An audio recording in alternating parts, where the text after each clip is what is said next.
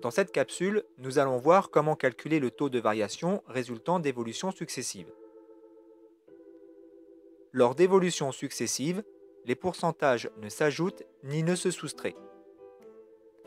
Prenons un exemple. Une télévision coûte 1000 € le lundi. Son prix augmente de 20% le mardi, puis baisse de 20% le mercredi. Le prix affiché le jeudi sera-t-il le même que celui du lundi? Sinon, quel sera le pourcentage de baisse ou de hausse par rapport au prix du lundi? Dans une première méthode, on va calculer les prix de vente successifs.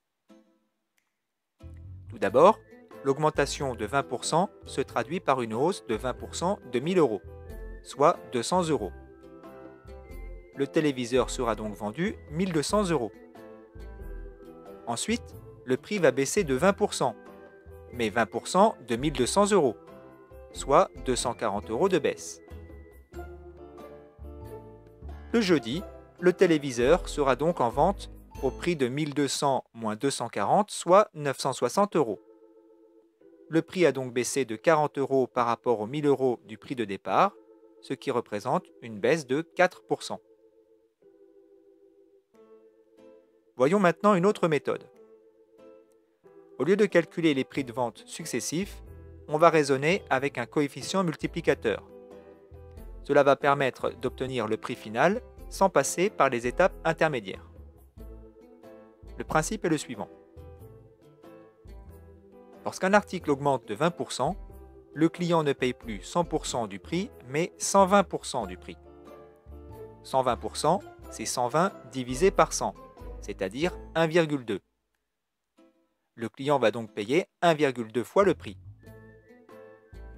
En revanche, quand un article baisse de 20%, le client ne paye plus la totalité du prix, mais seulement 80% du prix.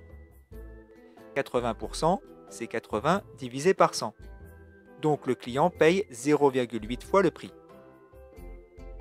Dans notre situation, le prix du mardi est donc 1,2 fois 1000, soit 1200. Et le prix affiché le mercredi est 0,8 fois celui du mardi, soit 0,8 fois 1200.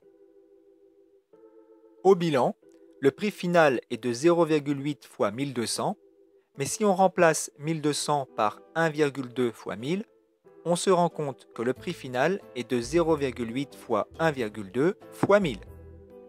Le prix de la télévision a été multiplié par 1,2 fois 0,8, c'est-à-dire 0,96. Et 0,96, c'est égal à 96%.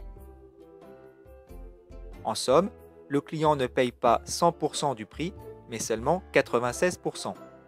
Cela signifie que le prix a baissé de 4% entre lundi et jeudi. Ce qu'il faut retenir, c'est qu'on n'additionne pas les pourcentages, mais en revanche, on multiplie les coefficients multiplicateurs.